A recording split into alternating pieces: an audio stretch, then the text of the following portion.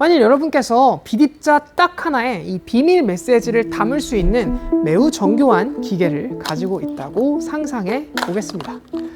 그리고 이걸 가지고 이제 통신을 한다고 말이죠.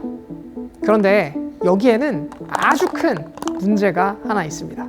그것은 바로 이 비립자는 매우 민감해서 제가 이것을 단 한 번만 이렇게 보기만 하면 그 정보가 사라져 버린다는 것입니다.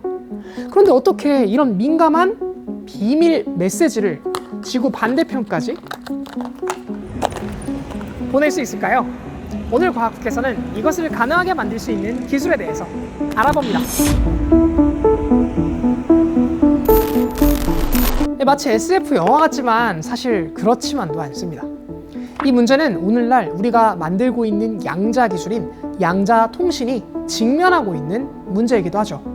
양자 통신은 양자 시스템이 가진 성질인 얽힘을 활용하는 통신 기술입니다. 양자 통신을 위해서는 얽힌 빛, 얽힘광이라는 것을 활용하는데요. 얽힘광은 쉽게 말해 두 빛 입자가 서로 얽혔을 때 서로 멀리 떨어져 있어도 하나를 측정하면 즉각적으로 다른 쪽 입자의 상태가 결정된다는 양자적 성질을 이용하기 위해 만든 것입니다. 얽힘에 대해 쉽게 비유하자면 이렇습니다. 여기에 두 동전을 준비했는데요. 이 동전에 마법을 걸어서 하나의 동전이 앞면일 경우 다른 동전은 저절로 앞면이 되도록 만들 것입니다. 이제 이 마법만 잘 유지할 수 있다면 한쪽 동전의 결과를 확인하는 것으로써 다른 동전의 결과도 알 수 있습니다. 마법만 잘 유지된다면 저 동전은 확인하지 않아도 앞면인 것이죠. 20세기 천재 과학자 아인슈타인은 얽힘이 뭔가 석연치 않았던 것 같습니다. 아인슈타인에 따르면 정보는 절대로 빛보다 빠르게 움직일 수 없는데 얽힘은 마치 아무리 멀리 떨어져 있더라도 한쪽의 정보로 다른 쪽의 정보를 바로 알 수 있도록 만들어주는 마법의 도구 같아 보였으니 그가 불만을 가지는 것도 충분히 이해가 갑니다. 아인슈타인은 이것을 기묘한 원격 작용이라고 불렀습니다. 그런데 이 기묘한 원격 작용은 벨이 고안한 실험 모델에 의해 그 진위 여부가 증명되어 버렸습니다. 이 양자역학의 얽힘이라는 기묘한 특성 덕분에 우리는 절대 뚫을 수 없는 보안 통신이나 미래의 양자 컴퓨터 간 연결 같은 일을 할 수 있게 됩니다. 하지만 문제가 있습니다. 그것은 바로 이 양자 얽힘이 매우 쉽게 깨져버린다는 것입니다. 제 아무리 손실 없게 안전하게 빛 입자를 보내려고 해도 한 100km쯤 지나면 입자가 남아있지 않게 되죠. 기존의 인터넷에서는 이 문제를 중계기를 써서 해결합니다. 신호가 약해지면 중간에서 그 신호를 읽고 다시 복사해서 보내는 방식을 사용하죠. 중계기는 제가 지금 손에 들고 있는 이 와이파이 메쉬부터 스마트폰 핫스팟 등 우리 일상 속에서 쉽게 찾아볼 수 있습니다. 그런데 양자 세계에서는 이 간단한 방식이 절대로 통하지 않는데요. 그 이유는 양자 상태는 복사가 불가능하고 측정하는 순간 정보가 사라지기 때문입니다. 이것이 바로 그 유명한 양자 복제 불가능 정리입니다.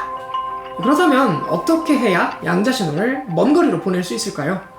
해결 방법이 없어 보이지만 이 물리학자들과 공학자들은 매우 흥미로운 해결책을 찾아냈습니다. 컨셉은 비교적 간단합니다.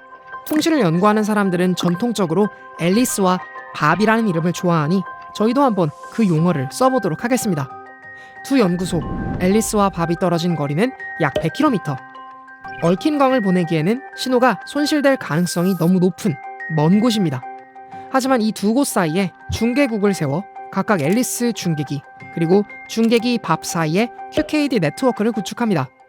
이렇게 하면 앨리스에서 중계기까지 보낸 QKD로 암호화된 정보를 다시 중계기에서 밥까지 새롭게 암호화된 정보 형태로 전달할 수 있습니다. 이렇게 해서 우리는 보다 먼 거리에서도 양자키 분배를 활용한 통신이 가능하도록 할 수 있을 것입니다. 아니, 실제로 하고 있습니다.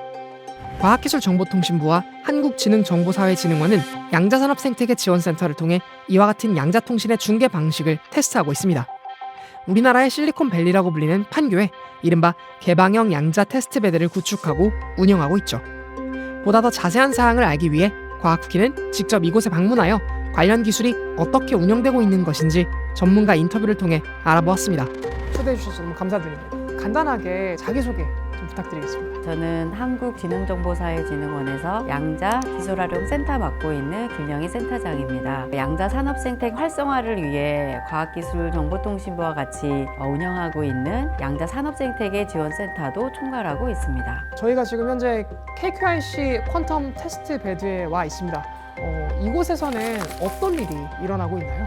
쉽게 말해 양자기술의 임상 시험장이라고 생각하시면 됩니다. 연구실에서 개발된 양자기술이 실제로 상용통신망 같은 환경에서도 제대로 작동하는지 안정성은 어떤지 시험하고 검증하는 곳이죠. 사실 이제 대학이나 스타트업이 수백 킬로미터에 달하는 양자 통신망이나 비싼 양자 장비들을 직접 갖추기는 정말 어렵습니다. 그런데 네. 이제 이곳을 이용하면 비용 부담 없이 고가의 양자기술 측정 장비와 상용망 수준의 망을 직접 사용하셔서 양자기술의 상용화 가능성을 확인해 볼 수 있습니다. 제가 이곳에 딱 들어오니까 먼저 제 귀에 들리는 소리, 우웅한 소리가 있더라고요.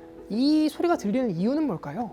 서버실 안에서 쉴 새 없이 돌아가는 양자 암호통신 장비 소리입니다. 바로 이곳이 개방형 양자 테스트베드를 실제로 움직이는 심장부라고 할 수 있습니다. 심장.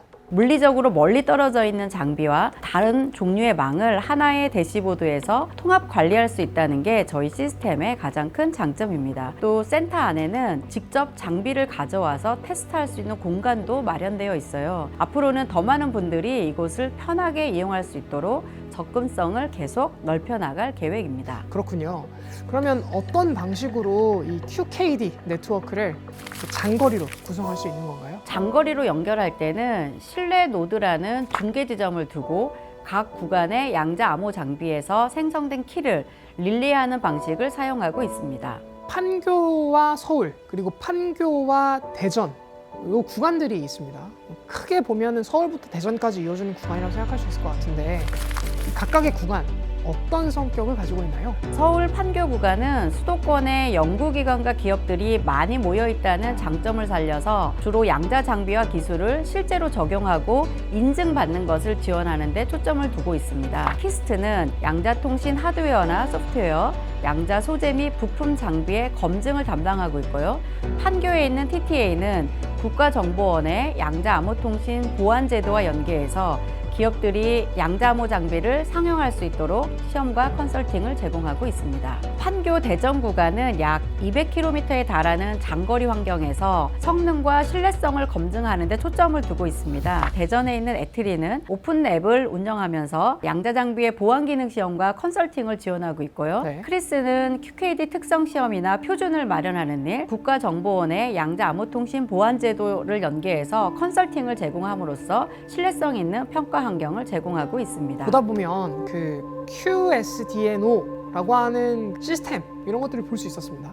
QSDNO에 대해서 살짝 생소한데 이것에 대해서 설명해 주실 수 있나요? QSDNO는 양자 테스트베드를 통합해서 관리하는 플랫폼입니다. 종합 상황실 역할을 한다고 보시면 됩니다. 종합 상황실의 역할을. 네, 서울 판교 대전 구간에 물리적으로 떨어져 있는 QKD망과 PQC망의 모든 운용 현황을 실시간으로 수집하고 분석해서 하나의 대시보드에 정리해서 보여주게 됩니다. 이걸 통해 관리자는 양자 장비 구성이나 네트워크 상태, 장애 발생 여부까지 한눈에 확인할 수 있게 되고 문제가 생기면 바로 대응할 수 있게 됩니다. 그렇다면 현재 판교 테스트베드는 누가 어떻게 이용하고 있습니까?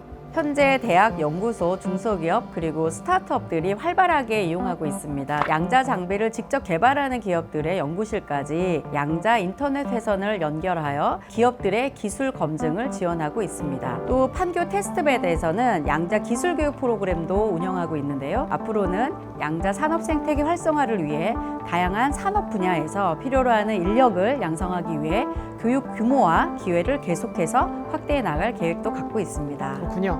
그러면 앞으로의 판교 테스트베드의 비전은 무엇인지 여쭤봐도 될까요? 앞으로 판교 거점을 포함한 양자 테스트베드는 단순히 시험만 하는 곳이 아니라 국가 연구자나 기업들이 미래 양자 기술을 연구 개발하고 상용화하기 위해 자유롭게 쓸 수 있는 개방형 양자 인프라로 확대되고 운영될 계획입니다. 행정, 국방, 금융 같은 국가의 핵심 인프라를 양자 기술로 전환하기 위한 대규모 실증을 본격적으로 추진하게 되면 사회 전반에 양자 기술이 확산될 수 있는 기반을 양자 테스트베드가 제공할 것으로 생각하고 있습니다. 또한 싱가포르나 독일, 스페인, 유럽 같은 해외 국가들과 협력을 늘리고 유선 중심에서 무선이나 위성 QKD까지 확장해서 국제적으로도 연결되는 실증에도 나설 계획입니다. 싱가포르에서 실제로 무선 QKD를 개발하는 기업에 방문해서 그 설명을 들은 적이 있었는데 그런 것도 계획을 하고 계신다니까 굉장히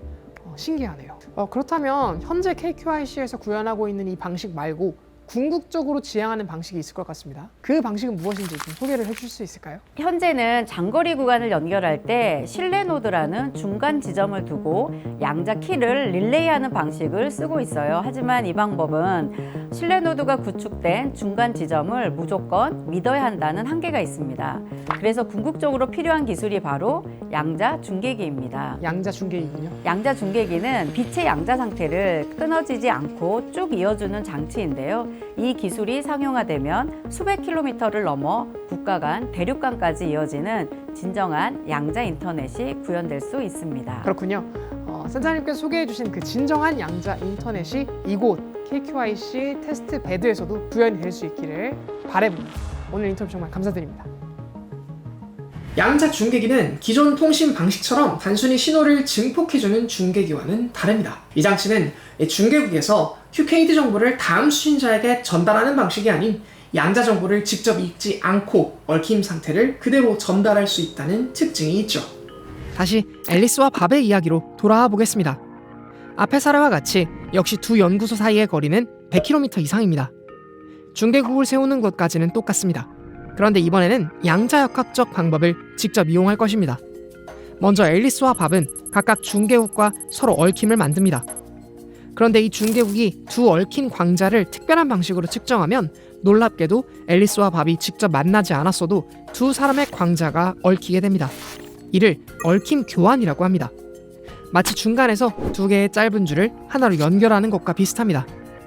가장 중요한 점은 이 과정에서 중계기는 광자의 정보를 전혀 읽지 않는다는 것입니다. 마치 편지를 전달할 때 봉투를 뜯지 않고 넘겨주는 것과 같죠. 그런데 이런 얽힌 교환을 위한 광자를 만드는 건 확률적인 일입니다. 매번 성공하지도 않고 실패하면 계속 시도해야 하죠. 이것을 기다리는 과정에서 얽힘이 사라질 수도 있습니다. 과학자들은 이 문제를 해결해야 했죠. 이것을 위해 필요한 장치가 바로 양자 메모리입니다. 양자 메모리는 양자 상태를 읽지 않고도 잠시 저장할 수 있는 장치를 말합니다.